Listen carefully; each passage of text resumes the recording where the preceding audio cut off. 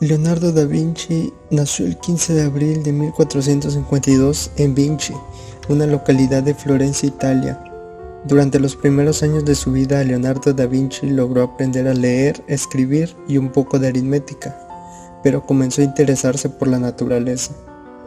Un joven Leonardo comenzó a dibujar seres mitológicos basado en sus observaciones de la naturaleza, pero sus dibujos eran tanto inquietantes para su padre, quien al notar su talento decidió mostrar parte del trabajo de su hijo a su amigo y artista Andrea del Verrocchio, a quien le pidió su opinión sobre el trabajo de Leonardo y le preguntó si era posible que su hijo se dedicara al arte.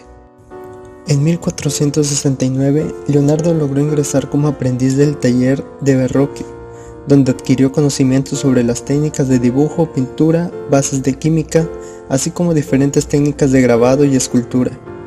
Se cree que Leonardo también aprendió sobre anatomía, sin embargo, esto no se ha podido comprobar. Leonardo da Vinci pasó 6 años trabajando como aprendiz en el taller de Andrea del Verrocchio, el cual dio origen a su primer cuadro conocido como Virgen del Clavel de 1476.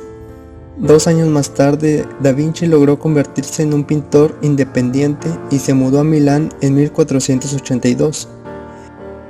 En Milán logró permanecer como miembro de la corte del duque Lodovico Sforza y en 1490 abrió su propia escuela en ciudad para compartir sus conocimientos.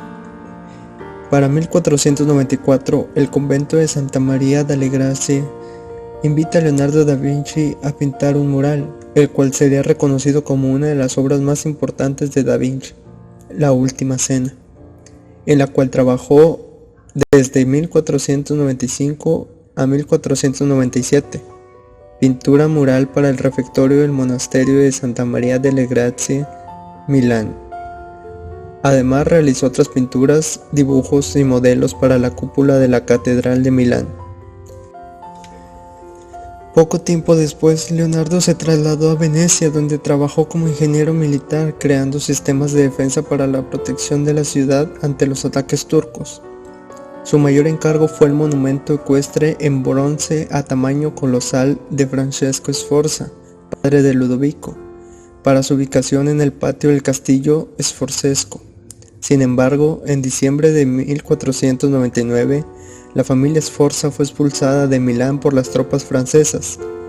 La estatua quedó inacabada y fue destruida por arqueros franceses que la usaron como diana. En 1500, Leonardo regresa a Florencia, donde logró posicionarse como uno de los artistas más importantes de su país.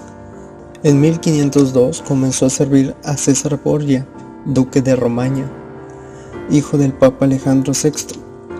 En su calidad de arquitecto e ingeniero mayor del duque, supervisó las obras de las fortalezas de los territorios papales del centro de Italia.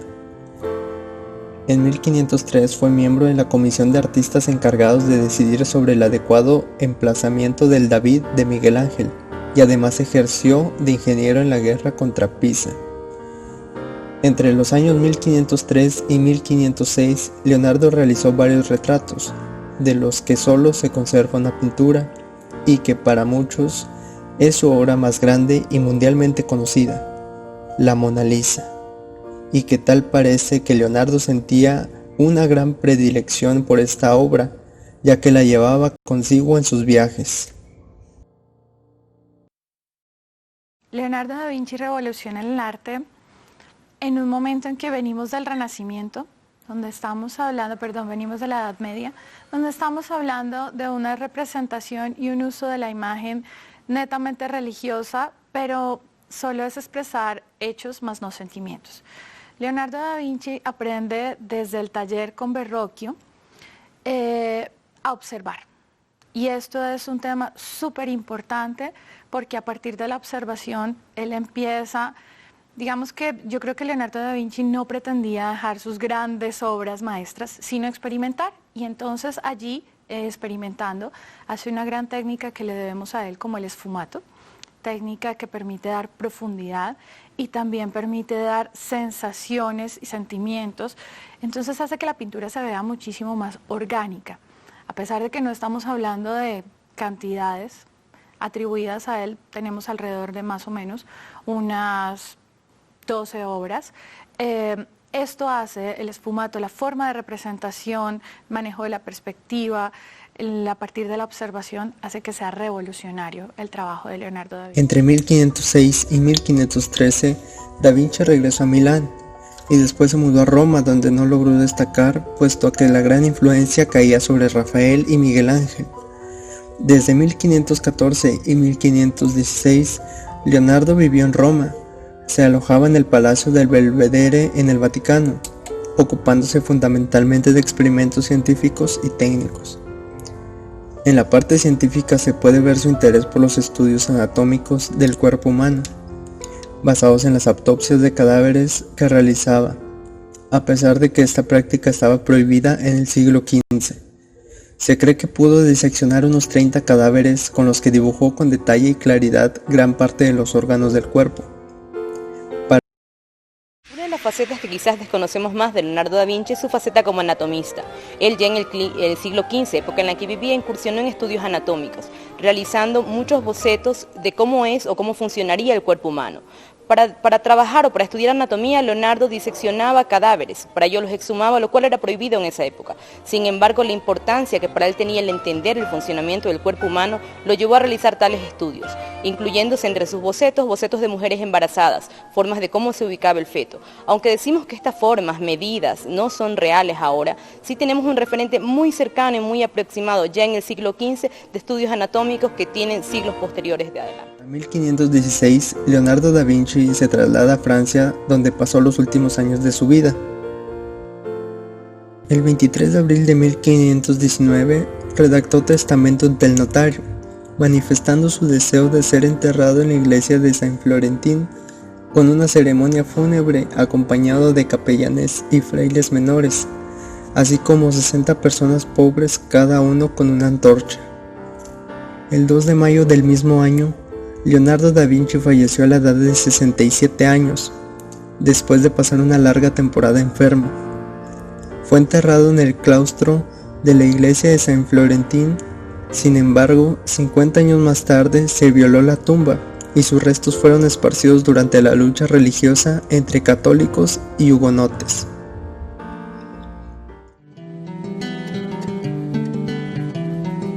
Bienvenidos, estamos muy contentos de tenerlos aquí en el Centro Cultural Toluca. Da Vinci, el genio, es una de las exposiciones más grandes que se han hecho sobre Leonardo da Vinci. Tiene una parte sobre máquinas que son réplicas construidas a partir de los mecanismos de construcción de la época de Da Vinci. Presenta una parte especial sobre el vuelo, que es una de las grandes aportaciones que hace Leonardo en términos de ingeniería. Y sobre todo tenemos una parte especial dedicada a la Mona Lisa, secretos que se han descubierto en los últimos años y que llegan aquí por primera vez en toda América Latina. Bueno, esta muestra está curada en dos partes, una por todas las investigaciones del Museo de Leonardo da Vinci en Roma y la parte de la Mona Lisa es un trabajo curatorial desarrollado en París, Francia, por el ingeniero francés Pascal Cornet. El proceso de montaje duró 2 semanas, una parte de la exposición vino de Australia, otra vino de Ámsterdam, debido a las itinerancias. Es maravilloso entrar al mundo de Leonardo da Vinci y solo esa maravilla es comparable con la cara de sorpresa y de inspiración que tienen nuestros visitantes que salen contentos, enamorados de la historia de Da Vinci, convencidos de que puede ser un héroe y qué mejor que toda nuestra infancia y nuestra juventud vea en Leonardo da Vinci un ejemplo así. Leonardo da Vinci fue pintor, inventor, escultor, arquitecto, ingeniero, filósofo, músico, poeta, escritor, astrónomo y anatomista. Clasificar al italiano Leonardo da Vinci en una sola disciplina es una tarea imposible. Su figura encarna perfectamente el ideal del hombre del Renacimiento, y su expresión derivada como sinónimo de polimatía o sabiduría aplicada a diversos campos del arte y de la ciencia. Como inventor dejó trazadas las ideas de lo que luego serían dispositivos y aparatos tan dispares como el paracaídas, el helicóptero y el tanque, aunque el nivel tecnológico de su época hizo imposible que los viera convertidos en realidad. Sin duda, su legado más universal está en el campo de la pintura. Obras magnas como La Última Cena o La Dama del Armiño han quedado relativamente eclipsadas por la dimensión de su cuadro más famoso, la Gioconda, o también conocida como la Mona Lisa, expuesta en el Museo del Louvre de París y convertida en un auténtico ícono popular.